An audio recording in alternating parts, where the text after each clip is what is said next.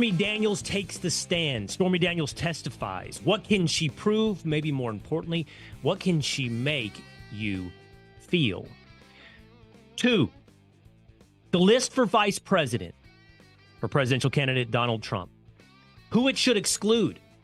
South Dakota Governor Kristi Noem. Who it should include? Former North Dakota Governor Doug Burgum. 3, winners and losers. Reaction to the roast of Tom Brady.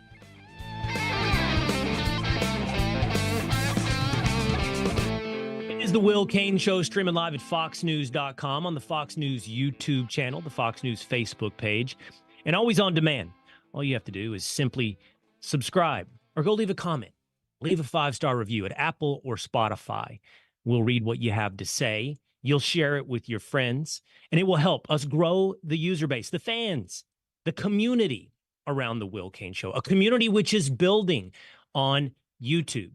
We want to have a show that's interactive, that doesn't talk at you, but talks with you. And so your comments here on the Will Cain Show, streaming live on YouTube, are read and incorporated into the show.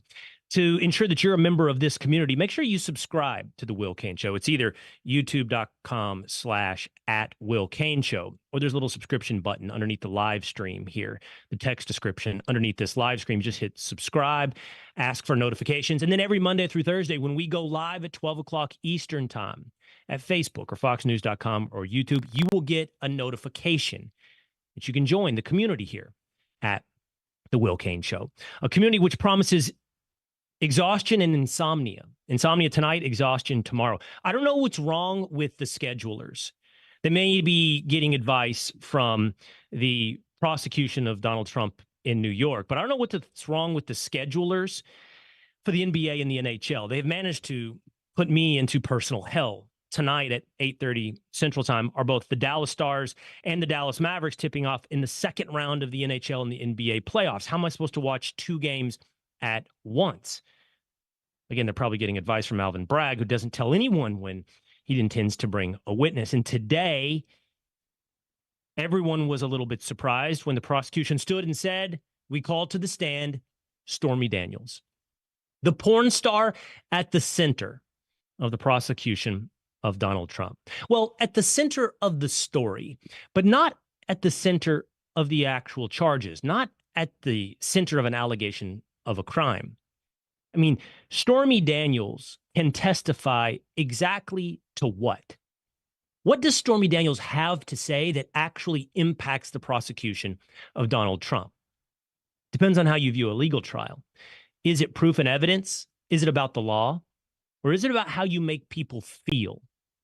Let's break that down. Jonathan Turley, law professor and Fox News legal analyst, broke this down very well on X. He said Stormy Daniels is about to be called in New York, who sought to sell her story on Trump and receive payment for an NDA. It's not clear what she offers beyond salacious details to embarrass Trump. The NDA is not in dispute. What Turley is saying there is everyone acknowledges the existence of an NDA. The underlying reason for an NDA perhaps might be contested. Did they have an affair? Did they have a sexual relationship? I believe that Stormy Daniels already testified to that fact and got into some salacious details about the position of that relationship. But what she knows about the existence of an NBA, what she knows about the law, of the evidence, of proof, offers nothing to the trial. In fact, I wouldn't even submit to what Turley has submitted to, that the existence of an NDA is not in dispute. Because January 10th of 2018, Stormy Daniels wrote a letter, signed letter, read the following: "To whom it may concern, I recently became aware that certain news outlets are alleging that I had a sexual and or romantic affair with Donald Trump many, many, many years ago. I am stating with complete clarity that this is absolutely false. My involvement with Donald Trump was limited to a few public appearances and nothing more. When I met Donald Trump, he was gracious, professional, and a complete gentleman to me and everyone in my presence. Rumors that I have received hush money from Donald Trump are completely false. If indeed I did have a relationship with Donald Trump, trust me, you wouldn't be reading about it in the news. You would be reading about it in my book. But in fact, the matter is, these stories are not true. Signed, Stormy Daniels. That letter, by the way, was backed up by a letter on January 30th of that same year, 2018, to whom it may concern. Over the past few weeks, I've been asked countless times to comment on reports of an alleged sexual relationship I had with Donald Trump many, many, many years ago. The fact of the matter is that each party to this alleged affair denied its existence in 2006, 2011, 2016, 2017, and now again in 2018. I'm not denying this affair because I was paid, quote, hush money, as has been reported in overseas owned tabloids. I'm denying this affair because it never happened. I will have no further comment on this matter. Please feel free to check me out on Instagram at the Stormy Daniels. Now, whether or not she wrote those letters in 2018, the veracity of which will be assumed, if those letters which bear her signature are true, she could theoretically recant that testimony. She might be doing it as we speak right now on the stand. Certainly, if she's testifying to positions of their sexual relationship, then she is saying they had something more than what she describes in this letter. But at a minimum, it shows that she is someone whose testimony is inconsistent. In the law, this is called impeaching the witness. You have said in deposition, or you have said in other forums, something opposite of what you're testifying here today. It indicts the credibility of the witness. Now, Judge Merchan has said that those letters should not be introduced to the jury or made public under the gag order of Donald Trump. This gag order, by the way, I don't understand at all the constitutionality of something like this gag order, threatening to jail Donald Trump now for what he has to say. I mean, if he jails Donald Trump, he might as well give him the presidential election. What an absurdity. I will fine you $9,000 for talking, and I will jail you for talking about really what is not really a legal case in the end, but a big political campaign ad. That's the point of all of this, whether or not this evidence adds up to a crime, whether or not there is a legal charge even of a crime. That's been hard to pin down. What exactly are you hoping to prove? And what exactly does Stormy Daniels offer you in pursuit of that proof? How does she inform us on the existence of a crime? She doesn't. She's just a character and a drama that is one big political ad. Turley goes on to explain in his post on X. He says, her testimony will not materially impact the evidence on whether the reimbursement to Cohen was correctly denoted on records. Ironically, even a porn star who sought to cash in on a scandal may be more credible than the serial perjurer disbarred Cohen.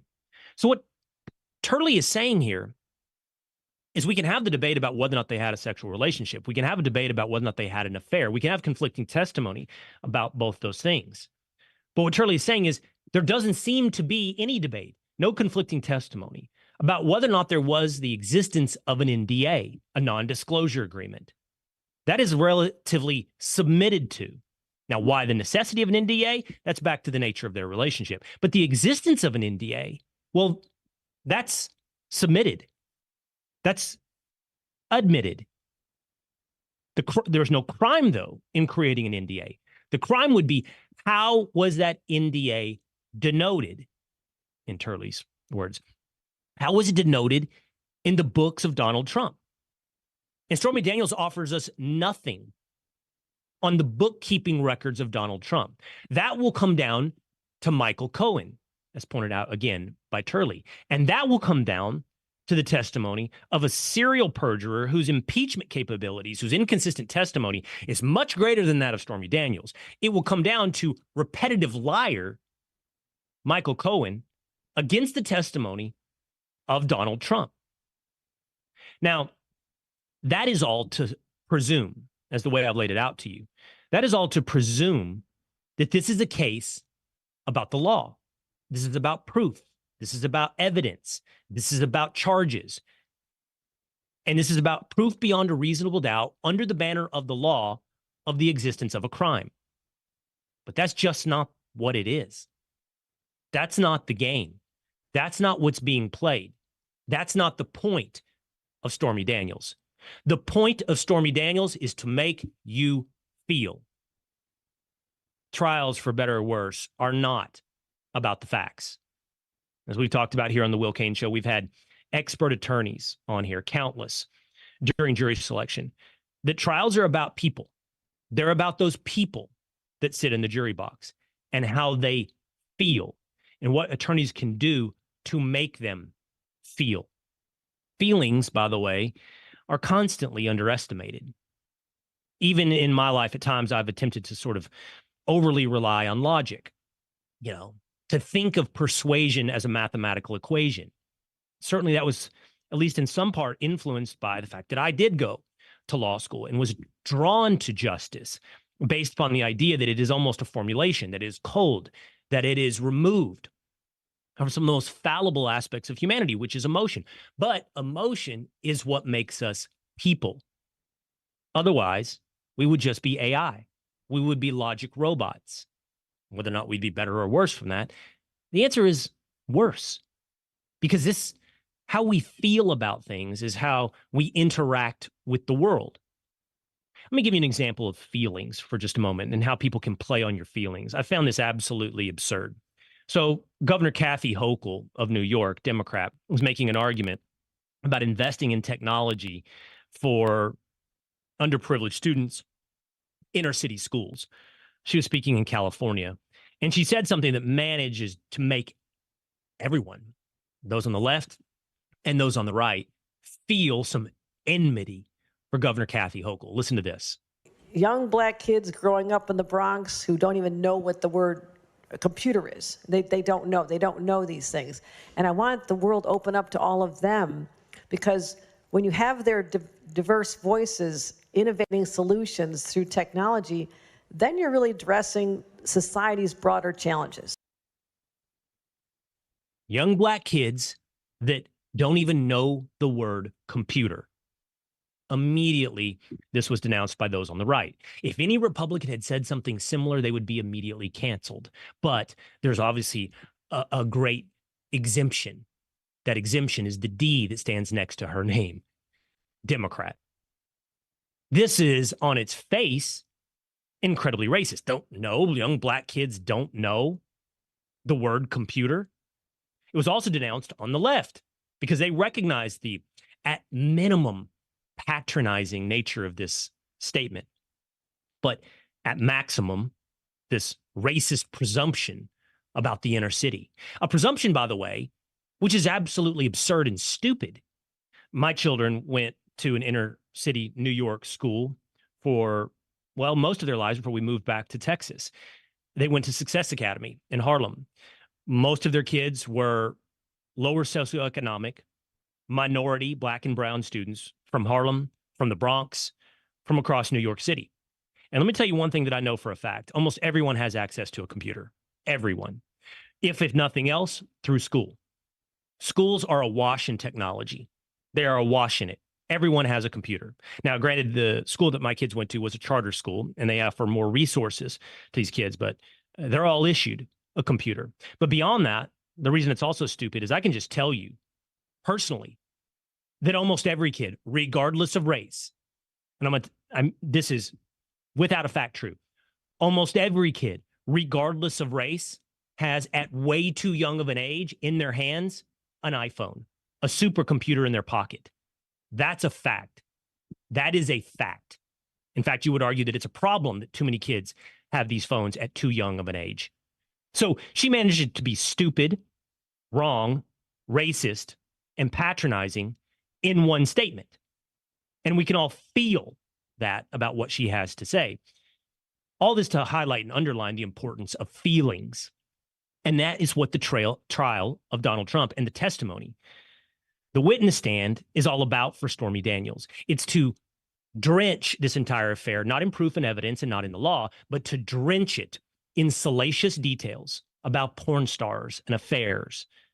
And so that those members of the jury feel something towards Donald Trump.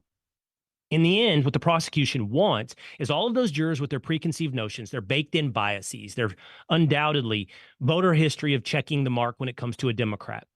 Go into that deliberation room.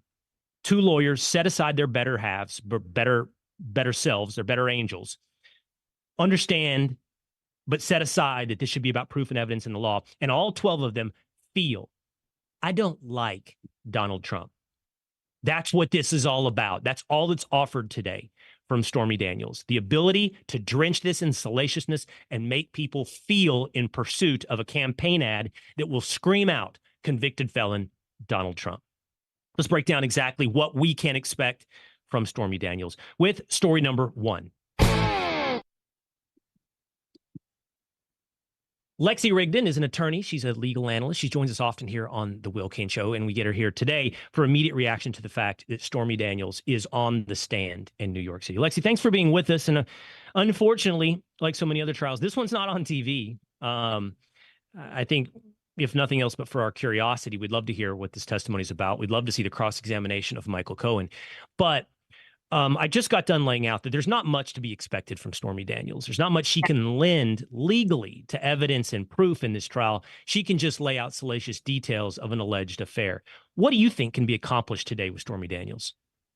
Well, I just want to, I was thinking of this. This is like a fever dream for somebody. It's like your worst nightmare to have somebody testifying about your most personal and intimate moments, because I know that they have both denied, Trump and Stormy Daniels previously had denied that they had ever had sexual relations. Then she went back on that and said that they actually had. And can you just imagine being Donald Trump sitting there? Whether what she's saying is true, kind of false. Like, I can't imagine having to sit there and listen to my personal life be put on display. I just, that was my first thought when I heard she was going to testify. But my other thought when I heard she was going to testify, which we had all expected, is I'm not sure what relevance she provides. There's no question there was money paid. There was an NDA signed. And that's kind of like why she's necessarily relevant for discussing this. I'm not really sure. But I think in the prosecution's defense, if there is any in this case, if I were a prosecutor prosecuting that case, I would call her because she is the person on the NDA. So you kind of want to have like a living witness to the agreement that is the payment that is in dispute. So I see why they called her, but I also think that she could probably be up there for about 5 minutes. I mean, the judge apparently had said that she could testify, that the prosecution was going to elicit testimony about their sex life, but nothing graphic. But I'm not really sure why that's relevant. Like the issue is the payment. It's not their sex life. And would she have any particular knowledge of those payments? Could the prosecution hope that she would say, I didn't simply negotiate with Michael Cohen. I negotiated directly with Donald Trump, or he conveyed to me that it was for the following consideration. And even if she did that, I don't know how it informs how that was denoted in the books, So I'm trying to think from the prosecution's perspective what the most damaging thing you could get out of Stormy Daniels is against Donald Trump. I guess if they were to have had hypothetically, we're making this up so that nobody clips it and tries to say, look at what this person said on the Will Cain Show. Hypothetically making this up. I mean, I guess she could say, I had a conversation with Donald Trump and he told me to accept this money, that I couldn't go public with the story because he's desperate to be president. I mean, I don't think that they have anything like that. I don't think they have anything like that. And there has been a lot of debate about the fact that what politicians do is try to influence elections. That's what's called being a politician. And if there was another reason that you made a payment, it can't be qualified as a campaign expense. And that's been, I'm not an elections law attorney, but that's been an argument that's been out there. And the Federal Election Commission did not pursue any charges against him for anything having to do with election fraud. Well, in the hypothetical you laid out, to me, the operative thing that you said there is if she testified and he told me he did it because he desperately wants to be president, that would be the operative thing. That would be the most damaging, or that would be the home run for the prosecution. But I'm highly doubtful that she would be capable of that kind of testimony. Even if she were capable of that, I'm curious about this, Lexie. I would be, her credibility should be a question. Now, I don't know what you can tell me about this, but you mentioned it. She's gone back and forth on this, on the existence of an affair, right? She even put out signed letters, it appears, where she said there was no affair. Today, it's presumed, I think it's happening, based upon live reporting, not with cameras, but reporters in the room, that she is testifying to the existence of an affair. Can't she be impeached by that? Like, her credibility be questioned? Like, you said this before, now you're saying this. But I believe that Judge Mershon is not allowing those letters she written in the past to reach the jury. I mean, it just seems like her credibility is just ripe for impeachment. Well, I agree with you. And in terms of what they allow the jury to see and be entered into evidence is one thing, but they would definitely try to impeach her. They'll say, oh, you're up on the stand now saying you had an affair. Remember in 2018, you vehemently denied ever having an affair. And, then you don't say why. Why'd you say that? Because that's the one question too many that you don't want to ask as a trial attorney. But you just leave it with the jury to cast doubt on her credibility. And this case has a lot of quote unquote star witnesses who aren't credible, Michael Cohen chief among them. And as you know, when you have to question these people, they don't get to choose how great their witnesses are. I mean, I'm sure that the prosecution, especially with him going on TikTok and everything, they probably hate that these are their star witnesses. I mean, because they're so easy, it's so easy to impeach their credibility. So, but and the point, we should say this for the audience. The point of Stormy Daniels' credibility on the existence of an affair being brought up is if you can establish that someone is not credible on one thing, even just one thing, if you can establish, hey, you have lied, then it calls into question everything else they have to say. I mean, you can think about that. That's kind of a legal way of saying it, but from a common sense perspective, like you catch somebody lying to you once, you don't trust them from then on, So that's the point of impeaching a witness. Everything else that is said is at question from Stormy Daniels. And I think there's actually a Latin phrase, but I think it's falso in unum, falso in omnibus. I could definitely have that wrong, but it's basically false in one, false in all. So that's going to be the argument that the defense is going to make, is that these witnesses, and Michael Cohen hasn't come up yet, but that's obviously the big one. These witnesses that have issues with their credibility in the past, that's going to be the main attack from the defense. And that's sometimes the only way to necessarily attack a witness, because Stormy Daniels doesn't have a ton to offer here. We all know that she received payment. Well, more on that in just a moment, but this is why I like you raise your kids to tell the truth. It's about, that's a virtue on its face, but it's also like, well, if you want to be someone that goes through the world establishing trust, you can't slip. Like, you can't slip, because what is the saying? I think it's like, trust is hard won and easily lost. This is the point of being someone who tells the truth. Okay, back to what I kind of opened my show with today, though, Lexie. Like, you and I are doing something which in a way is intellectual and in a way naive. We are analyzing this from a legal perspective. We're talking about evidence and proof and credibility. And in the end, what I've come to know and learn about humanity, but also jurors, is it's that they feel. In the end, they have guts, and not guts as in bravery, but gut feelings, about things. And they make these decisions often within 5 minutes of entering a deliberation room. They don't have a 12 angry men scenario where they sit there and they go over the evidence. They vote within 5 minutes and they follow the leader often. And it seems to me the value of Stormy Daniels to the prosecution is to make everyone in that jury box feel like they don't like Donald Trump. Right. And what better way to do that than having a porn star who, I mean, she's a porn star. So her credibility is already at issue, probably with a lot of mainstream people that, and then she's also testifying that she had a sexual relationship, whether it was once or more than once, with a married man. So there are going to be people on the jury that find that the entire scenario to be distasteful, and they're not going to like her, and they're not going to like him for allegedly paying her off for her silence. So it's an unseemly, tawdry case. And I cannot imagine sitting there and having my personal life put on display like that. That is a nightmare scenario. We had Carrie Kupak-Urban, Fox News legal analyst, on a little earlier this week, and she was like, "Look, like you said, this is tawdry." She goes, "It's dirty, and it's the nature of politics. It's not just the affair, but like NDAs in and of themselves are unseemly. Even though they are very common practice, it's like the idea of hiding things, is unseemly. But dirty or unseemly is not the same thing as illegal. And I just think that's the whole game. The whole game is to intermingle those two facts, not just in the jury box, but in the public's mind, because again, this whole thing is about politics." And jurors are human, as you pointed out. And so there might be people that kind of just want to punish. They don't like NDAs. I mean, NDAs have come under attack, especially with all the Harvey Weinstein stuff. He had paid off his accusers. So the jurors are really going to need to kind of be sober in their analysis of, just because I don't like this conduct doesn't necessarily mean that it was illegal. And the other thing to remember too is that the people signing these NDAs, they might not come about in a good way, but they also got a benefit of the bargain as well.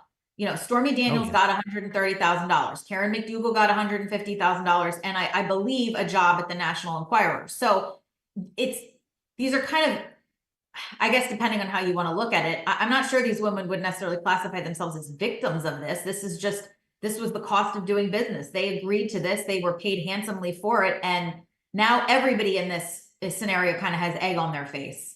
But that was never the intent initially. The intent was get them to go away quietly, give them a 6-figure payout, and everyone could go on their merry way. All right. Well, it's the testimony today of Stormy Daniels, and we appreciate Lexie Rigden, attorney, a legal analyst, here with us today on the Will Cain Show to make sense of what is very hard on its face to make sense of, and then very easy at a common sense level of what's trying to be accomplished here in the prosecution of Donald Trump. Thank you, Lexie. Thanks, Will. All right. There you go. That gets you up to date until we learn more about what took place today in the courtroom with the testimony of Stormy Daniels. We've got a list of vice presidential candidates for Donald Trump. He's addressed to the list. He had something to say about each and every one of the candidates. Let's go over what Donald Trump had to say and who I think should be out, Kristi Noem, and who should be in, Doug Burgum. Next on the Will Cain Show.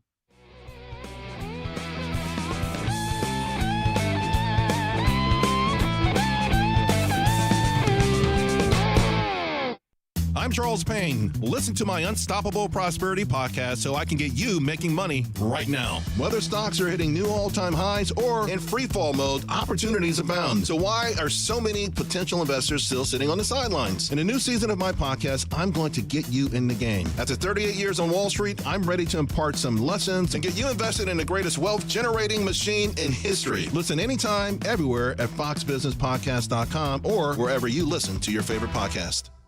Did you hear the news? Now you can. With instant updates from Fox News for Amazon Alexa, breaking stories and top headlines, the economy, and so much more. Brought to you by Fox News, America's #1 cable news network. Plus, setup couldn't be easier because everything's ready to go in the app. Just say, Alexa, play news from Fox. In Fox News. It's the latest when you need it, on demand, from Fox News and Amazon Alexa.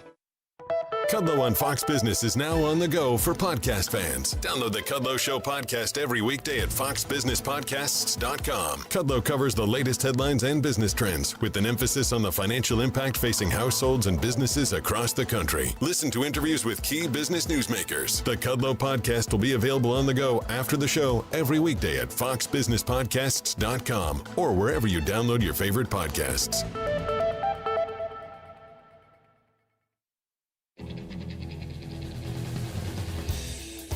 Donald Trump puts out a list in an informal fashion with commentary of his potential candidates for vice president. It's the Will Cain Show, streaming live at Fox News YouTube and the Fox News Facebook page. Hit subscribe right now. You'll get notifications of when we go live. You'll be able to join the community and leave a comment. We want to build a community that not just listens to Will, but interacts with me as I refer to myself in the third person. Forgive me. We want to build a community that can interact and have not a one-way conversation, but a two-way conversation. Your comments on YouTube will be made available. We'll be able to see that very easily by you subscribing on the Will Cain Show. And again, you'll get notifications whenever the show goes live, Monday through Thursday at 12 Eastern Time. Not just on YouTube, but on Facebook. Again, comments on Facebook are very active. We see them all the time. We want to bring you into the show and at foxnews.com. And then if you listen to the show after the fact, just hit subscribe at Apple or on Spotify. Become a member of the community. Let's make this not talking at the audience, but the ability to create a community where we talk with the audience right here on the Will Cain Show. At Mar-a-Lago over the weekend, Donald Trump began to address various people in attendance for a fundraising event, $76 million raised in the month of April for Donald Trump. And in a way, started to address them as candidates for vice president. I want to show you sort of what he had to say about many of these candidates.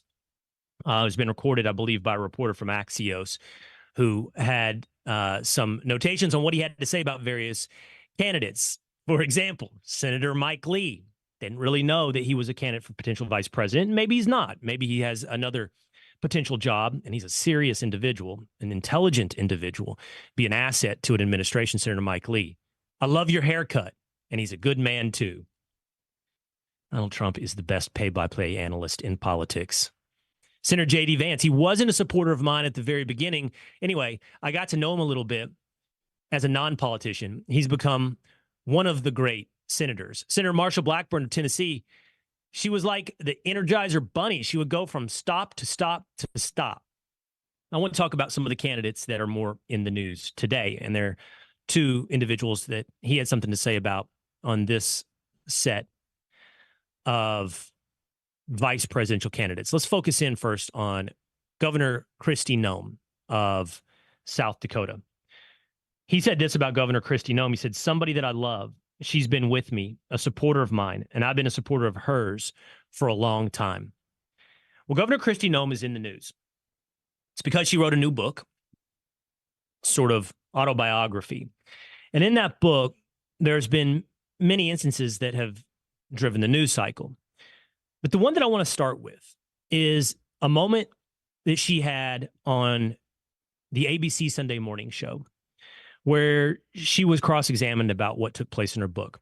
She had a passage in her book where she says she met Kim Jong-un and that she had been to North Korea.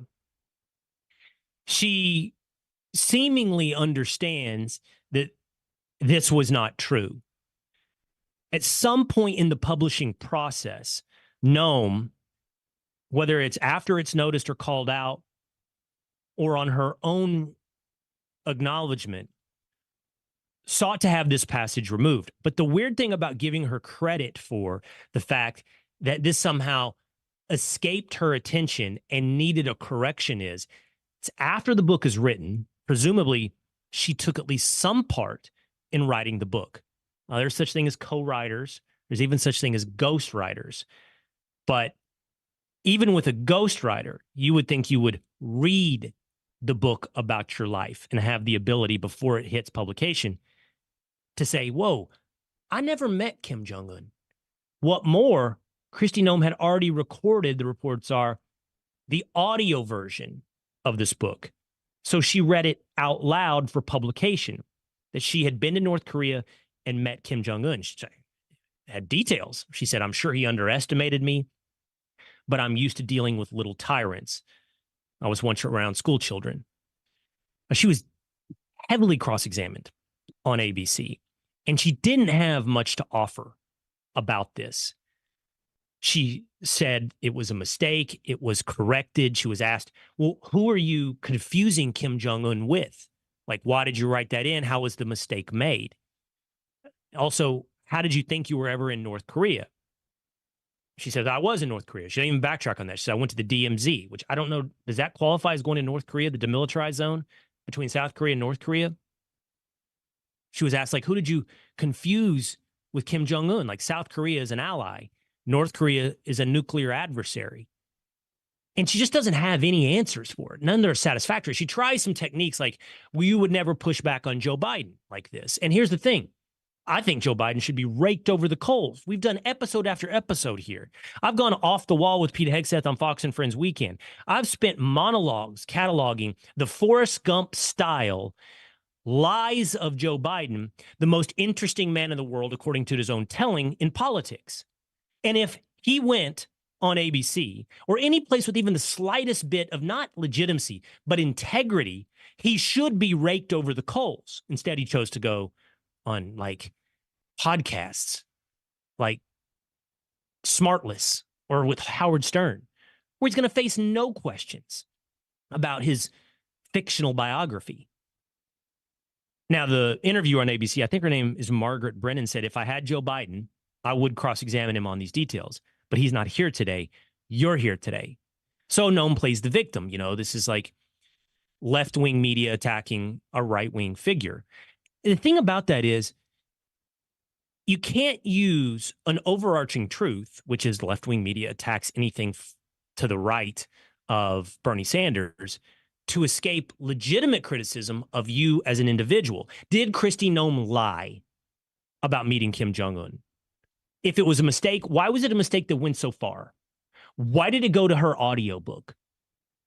Is Kristi Noem telling the truth, not just about a moment in her career, but about her beliefs, about what she stands for?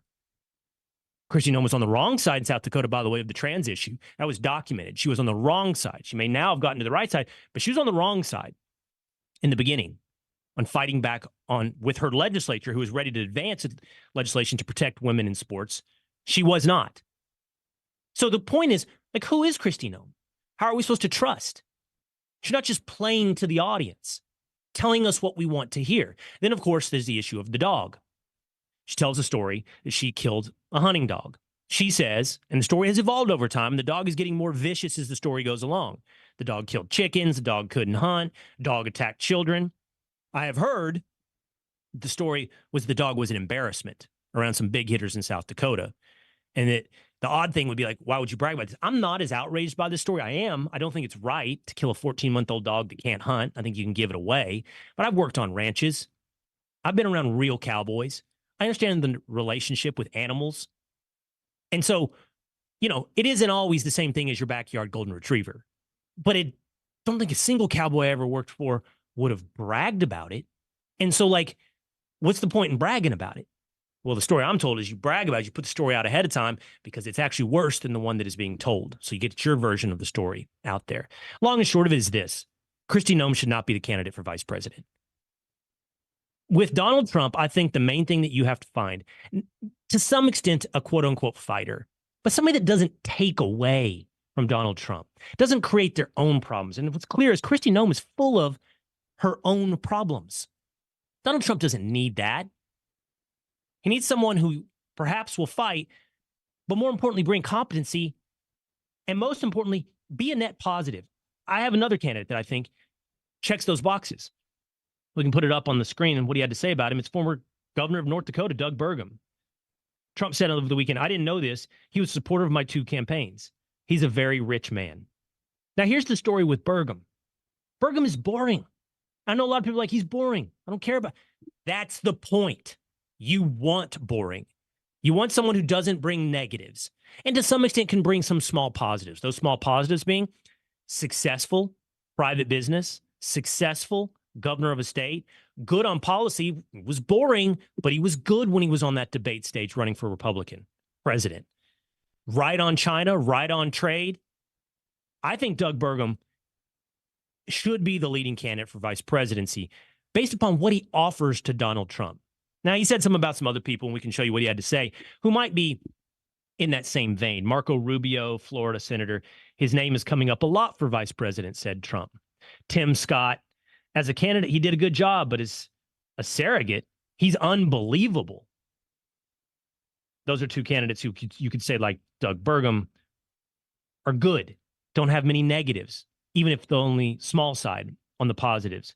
Byron Donalds, somebody who's created something very special politically. I like diversity. Diversité, as you would say. I like diversité. Donors worth millions of dollars all want a piece of Byron. Telling you, best play-by-play man in politics. And then Wesley Hunt, another friend of mine, makes the best commercials. Beautiful family. I don't know who it will be, but in my estimation, it should not be Kristi Noem. It should be Doug Burgum as the leading candidate for vice president under Donald Trump. The roast of Tom Brady. Boy, I'll tell you who could do a roast would be Donald Trump. But who are the winners and who are the losers? This was quite a 3-hour event live on Netflix. The greatest quarterback of all time was absolutely raked over the coals. Nothing, and I mean nothing, off limits from former teammates and professional comedians. So who lost and who won on the roast of Tom Brady? Next on the Will Cain Show.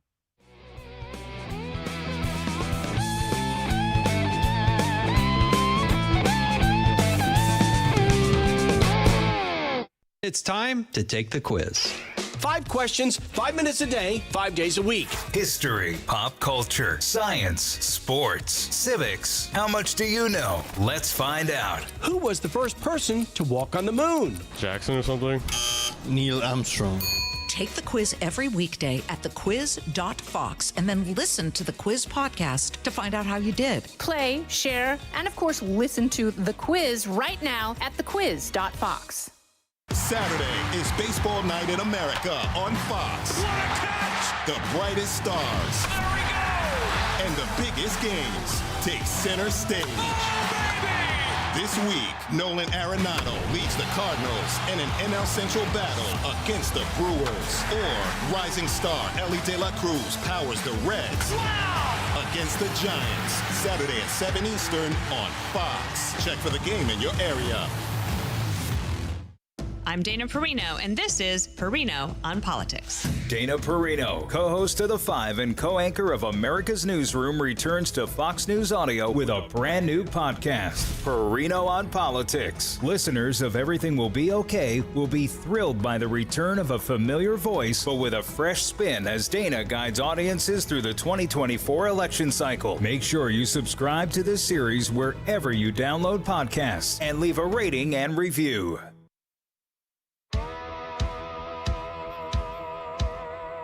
Ooh, it was something. It was something. Can't imagine why you would choose to do this, but he did. The greatest of all time, Tom Brady, subjected himself to a roast on Netflix by the world's greatest comedians. It's the Will Cain Show, streaming live at foxnews.com. Fox News YouTube channel, Fox News Facebook page. Subscribe at Apple, Spotify, YouTube. Leave a comment, leave a 5-star review, turn on notifications for the Will Cain Show.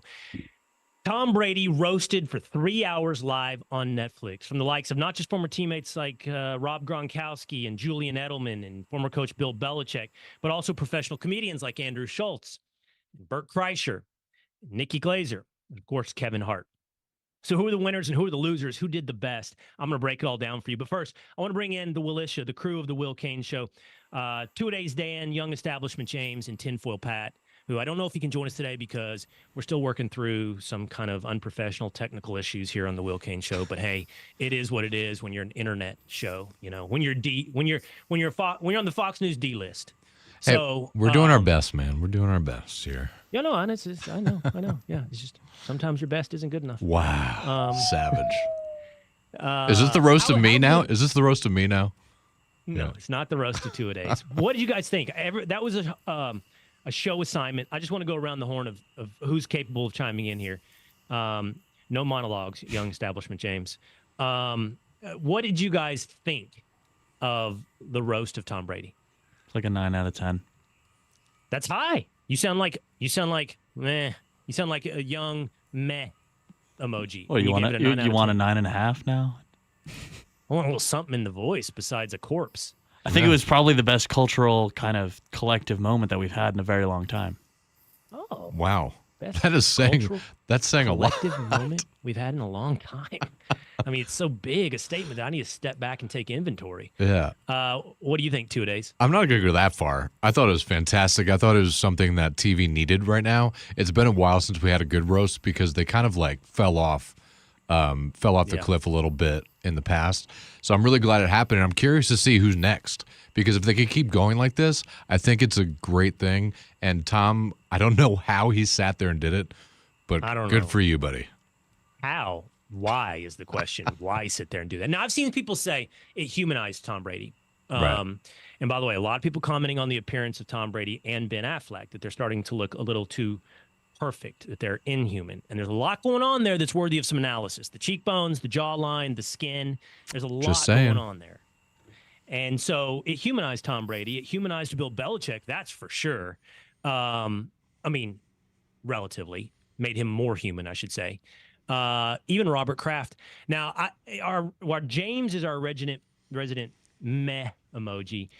Tinfoil Pat is our resident curmudgeon. And I don't know that his audio can come in, but I can see him, and you can give me thumbs up or thumbs down, Tinfoil, on what you thought of the roast of Tom Brady. Let me get him on. 1 second. You can get him on? I think he gave it a thumbs up. He gave it a thumbs up. Interesting. Yeah. It was too mainstream culture for. I would think so too. I think I would have thought he wouldn't have liked it. Not being a Tom Brady fan, I guess. But I don't think he likes things that other people like. Like if other people like it, then it's got some deep cultural problem that's at the rot of America, deep in the rot of America. Oh no! Oh, there he is. Replaced the wrong guy. Yeah, we can't replace Will. A full screen of tinfoil hat. Who gives it a thumbs up. All right, I'm gonna give to you guys my thoughts. All right, and then I'm gonna let you have a quick reaction here and there. I have a lot of thoughts, some deeper than others on this, and I'm gonna give you my winners and losers. And I'm gonna start with this: the jokes can be somewhat repetitive in a 3-hour roast, and that's a problem, I actually think, because it's a competition of who can say the same joke or the same thematic joke in a better way. So for Tom Brady, the jokes were about that he looks gay, that he's aging or evolving or morphing into a gay version of Tom Brady, that he has abandoned his wife and kids for football, that he invested in cryptocurrency, and Giselle. Oh, and by the way, white receivers, which is actually a decent rotation of 5 to 6 repetitive jokes, but over 3 hours, you get to the same kind of thing. So it becomes, there's two things that I come away with this.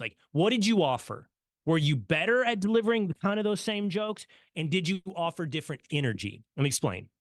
So first of all, here's the best, the far and away winner, not even close, not even a close second. The best of the roast of Tom Brady was comedian Nikki Glaser. She was amazing. And I would not have gone into this saying, hey, the female comedian's going to win, but she won. I mean, I would have predicted Andrew Schultz. I would have maybe predicted Bert Kreischer. Nikki Glaser was awesome, incredible. She made jokes about Giselle, about Tom losing or getting, what did she say? She said he's out. He started with 8 rings. He's down to 7 because Giselle gave her ring back. The funniest thing was probably when she said, Tom, what are you doing investing in cryptocurrency? Even Gronk, was like, me know that not real money. Everybody died laughing. Here was an under the radar joke she made. She goes, started roasting her fellow comedians. And I like when she got to Bert Kreischer and she goes, Bert, I'm a big fan of your joke, implying he's a one joke guy. Take your shirt off. Shirts are supposed to stay on. It's funny. Nikki Glaser, I mean, just give her the ring, give her the championship. She was the best. Kevin Hart, the host, thought he was really good. Kevin was really good. He kept the pace. He kind of, in a lot of ways, was the voice of the audience when other people were talking. He had an advantage, and so did Nikki Glaser. If there's going to be some repetitive themes over 3 hours, they got to go first or early. And when you do that, it's like, whoa, I can't believe when you get to make the first joke about Giselle or abandoning your kids, then you're the funniest. The 5th guy to do it, it's not that funny. Those are the two in my mind, Kevin Hart and Nikki Glaser, that ran away with it from the perspective of telling jokes. But I really here's 2 other winners, Bill Belichick and Rob Gronkowski. Now here's why. You need different energies over 3 hours. If everybody comes up and does a stand-up bit, I think it just gets kind of monotonous. So Will Ferrell came out and he did Ron Burgundy. He did it as Ron Burgundy. And at first you're like, well, this doesn't feel right. It's not the same. And Will's not a stand-up comedian in that way. But after a while, I'm like, it's working because it's a change in energy from the same thing happening over and over. And Belichick was a huge change in energy. And he leaned into it because, of course, he's flat-toned, monotoned, humorless. But he was actually really funny, making jokes about, it's hard to butt heads with Tom when his head is so far up Alex Guerrero's ass. I mean, it was really, really funny stuff. And Bill's presence created a dramatic arc. This is why I like reunion shows when it comes to reality television, like Love is Blind. I want to feel and see the tension in the room. And Bill introduced that tension. The only other tension is, how does Tom react to the jokes? And there was a moment where Jeff Ross made a joke about Patriots owner Robert Kraft going to massage parlors.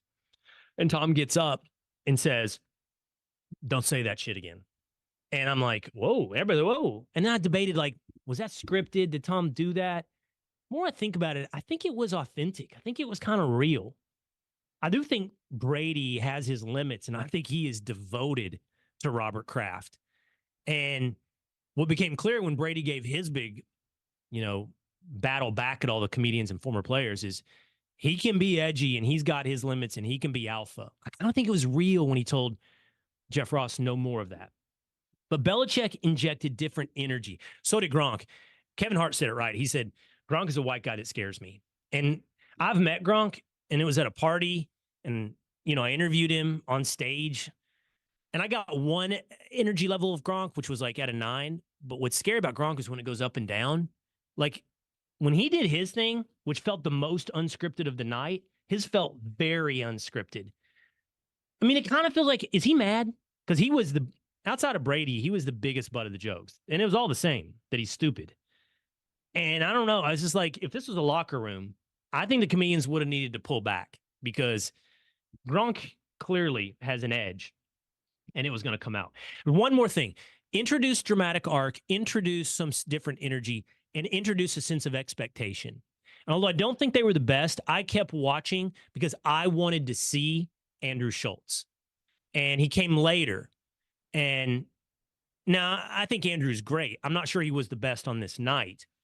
But that shows how big a star he's become. Like, I'm waiting around because I'm waiting for Schultz to come up on stage. And he's just sold out Madison Square Garden. He's just gotten huge. Now, here are my losers. Randy Moss. Randy Moss was not that funny. And he couldn't deliver his jokes well. But here's the thing. I sympathize with Randy Moss because it's an away game. Can you imagine not being a comedian in that environment? And they help you write your jokes. I'm sure that's true. And like Edelman and Gronk showed you can pull it off. Moss just didn't pull it off. But I feel for him because it's an away game. It's like all those comedians going onto a football field and having to play a game. Like, obviously, they would be embarrassed. So I'm grading on a curve for Randy Moss. But the biggest loser of the night, the biggest, is without a doubt, Ben Affleck. He comes out like he's a grand finale almost. Well, Peyton Manning was the grand finale before Brady. But he's right before Peyton Manning, and I don't know what he did. It wasn't jokes. He was like mad at Bill Belichick, mad at random internet commenters. It just reminds me of that video when he was on Real Time with Bill Maher, and he's mad at Sam Harris, and they're going back and forth, and it's so embarrassing for Ben Affleck. And I don't know what that was. I don't know who he is. It's the guys who I'll bring in just a moment now for some of their final thoughts on what I had to say about the roast. And I were talking pre-show. His characters give off this everyman vibe, like you'd want to hang with Ben. But then when you see videos like this, you're like, no, he's not normal. Something's off with Ben Affleck. And I don't know that I'd want to hang. Not that he'd want to hang with me, but I don't know that he's a dude. I don't know about Ben Affleck. That he was the biggest loser at the roast of Tom Brady. Let's go back real quick. What do you guys think? Did I get it right or did I get it wrong? What do you think about my analysis of the roast of Tom Brady? I think you got to remember that Ben Affleck is just a theater kid. Yeah. It's a good point. Yeah. It's a really good point. You always got to remember that with actors. You got to remember with actors, they were theater kids. Yes. Yeah. Was he a theater kid? Yeah. By the way? Yeah. I saw an interview with him and Matt Damon. They're talking about they did plays together, and that's how they became friends in high school. And so they kind of like just were the weird kids to other people, and they were like, hey, we're going to make it together. Let's do this. So, yeah, they were total theater kids. You know, I'm mixing him up with his character in Good Will Hunting. Like, I end up thinking that's who Ben Affleck is, yeah, who he was in Good Will Hunting. And it's like, no, he's not just a working class dude from Southie. Art reflects life, man. Art reflects life. No, but I think you're right. Ben Affleck was tough. And people don't realize how hard it is to deliver these jokes because you could have the best writer in the world write you A+ stuff. But to deliver it, the delivery of how you do it is just impossible. I could never, ever even imagine doing it. So good for them. Yeah. Tinfoil Pat, resident curmudgeon. Do you agree? Winners. He had to jump off because he was taking over your session over here. On the when video. He came on screen, full screen. Yeah. Well, I don't mind. I don't need to have. I think I just burped. I don't think I need to be the center of attention. That's okay. Well, he's here in spirit, and he gave the thumbs up, so I think he liked it too. All right. Real quick, am I right? Nikki Glaser, biggest winner of the night. Both of you. Yeah. Yeah. Yeah. She's really funny. Hey, speaking of delivering, young establishment James. This is a big step forward for you today. Like you got really sharp, coherent thoughts out in a not unnecessary amount of words. I mean, they exist. It's just I like to say more sometimes. Well, he's been telling me. I was just about to compliment the fact that you're not choking on that frog in your throat, but there you are. It's there. You could hear it. He's ribbiting throughout your soliloquy. I think he's been taking some acting classes or something because something's different. Theater kid. Would have thought. Yeah. Theater kids run the world. All right. Maybe you should check out the roast of Tom Brady, but don't just watch it around the kids. It's not going to work. Not going to work around the in-laws either. I'd say keep it. They don't keep it clean, so you might want to keep it private.